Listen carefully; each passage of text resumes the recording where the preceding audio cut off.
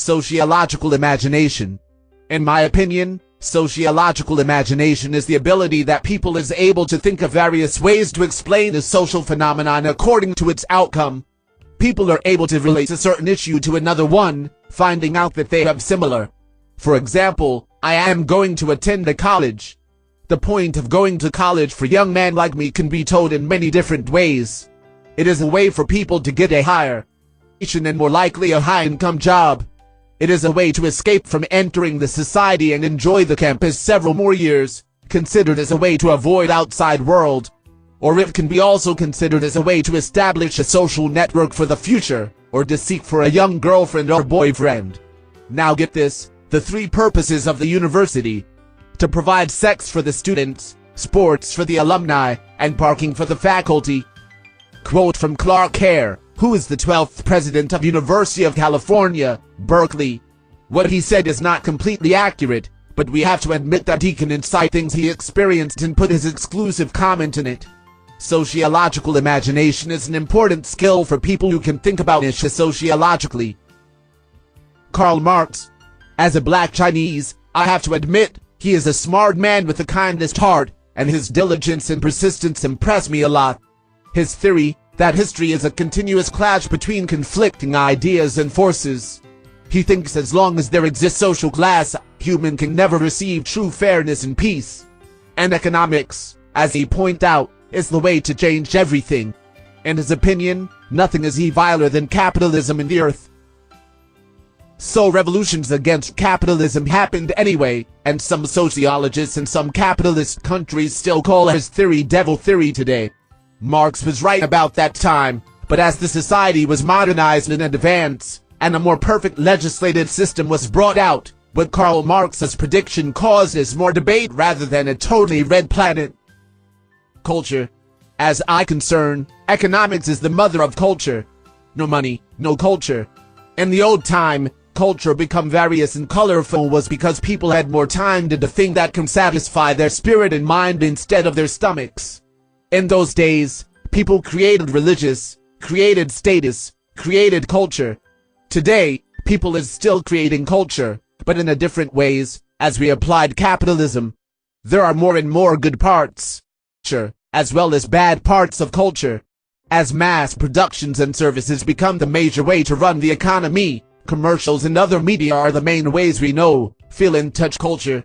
Based on the gene of businessmen, profit is the first thing they seek for. They wrap up bad culture and turn it into something vivid and great and beneficial. In this point, some people begin to lose their judgment and force themselves to certain fashion. Yes, following fashion will certainly benefit the economics, and also the companies, but don't get hurt by that. Socialization. Socialization is for everyone who live in this world, no matter people are living in a big city like New York or in a small tribe around Amazon River. The language people are saying, the food people are eating, the manners people are using and so on, included in the processing of socialization, create a break between us and the outside world, help us survive in a society.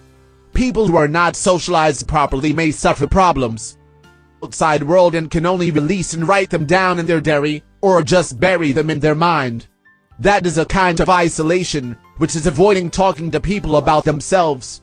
According to some psychological researches, in our early stage, how our parents treat us and our living condition will affect our ways and abilities to be socialized.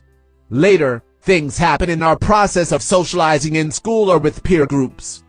Mass media will also decide our ability to survive in this world. Deviance. Deviance is any behavior, belief, or condition that violates significant social norms in the society or group in which it occurs. Ellipsis. You already knew, right? Deviance is always relative because the rules and culture changes as we are in different time or different places. For example, being noisy when people are eating is not polite for Western table manners. But in many Eastern countries, it is a way to praise the dishes and respect to the host. People are not allowed to about something that suggests sex in Victoria's time in Europe, but now, people can talk about this topic as much as they want in public. Yes, sometimes deviance like crimes was sentenced according to some powerful people in some countries. Influenced by media, we will easily assume some people will more likely perform a kind of deviance. Like when we see graffiti in the streets, we guess that done by some gangs rather than by some isolated artist, and when we see people with tattoos, we may think they will deviate more often. Social class. Social class existed along with human history. From slavery to working class, from nobles to riches, the name tag of certain class is changing, but the substance doesn't change too much. Being rich or being poor, being comfort or being exhausted. Because some families share the least wealth in the society and have no ability to afford quality education and living condition, they also would have least chance to climb up to class and have a better life. Most family will keep be there when the time comes to the next generation. Like George Bush's family, 3 generations have held federal office. Although the classes in America are very obvious, people keep believing American dream and American is the place for them to achieve it. Race and ethnicity. Today, biological sense of identifying race is not accurate anymore because of interbreeding. In my view, race doesn't exist if people don't care about others' skin color, hair texture, and eye shape. America is a special country that includes different races from all over the world, so racial issues are a big topic. In my opinion, prejudice between race and ethical groups may be started with impression to certain group.